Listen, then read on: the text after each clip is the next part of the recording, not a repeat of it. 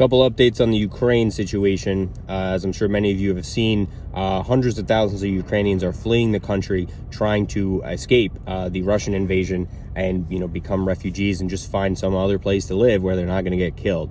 Ukraine has actually declared that all men aged 18 through 60 will no longer be allowed to leave. So if you're a guy, you get in your car maybe with your wife or your girlfriend, you get yourself to the border and you're like, I'm gonna make it, no, you will not make it. You will be turned back. The Ukrainian border police will not allow you to leave, and this is a clear predecessor to the draft.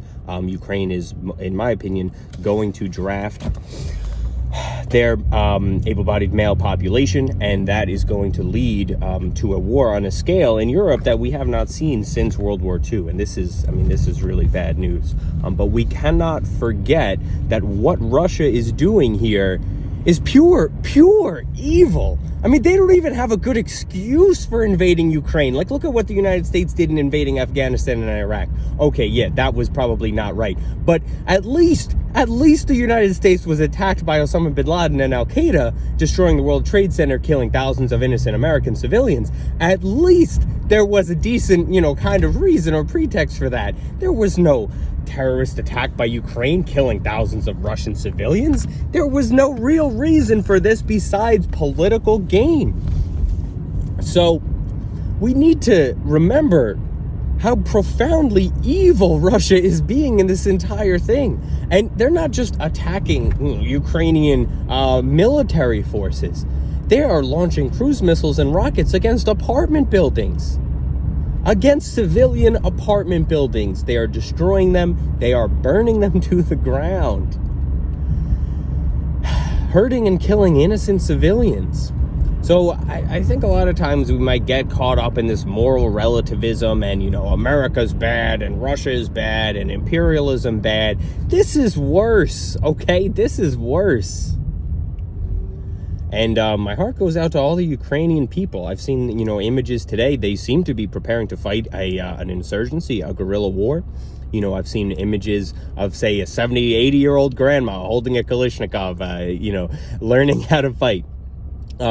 You've got these ragtag groups, some composed of women wearing like pink pajamas, training with wooden rifles, drilling and, going through maneuvers. It's absolutely fascinating. So my heart goes out to the men and the women of Ukraine. Not every man wants to fight, but they're gonna have to. Not every man wants to stay in Ukraine, but they don't have a choice anymore. Now, to the women of Ukraine, if you want to stay and fight, stay and fight. If you want to leave, you're free to leave. But the men don't have it so easy. I think we can oftentimes in a safe American society that we have today, we might be tempted to pretend that there is no difference between the genders. But I think this is a sobering reminder that there is a difference between the genders and that the men of Ukraine have no choice. Now, tremendous respect for the women of Ukraine who choose to fight their Russian oppressors. But I don't know how this is going to go for Ukraine. It's not looking good. Doesn't seem to be any foreign militaries directly intervening. Russian military is far more powerful than that of Ukraine. But the city of Kiev does have 3 million people. And if they want to turn Kiev into the next Stalingrad or Baghdad, I'm sure they can try, but they might not be left with anything but rubble when they're done. This entire situation is screwed up.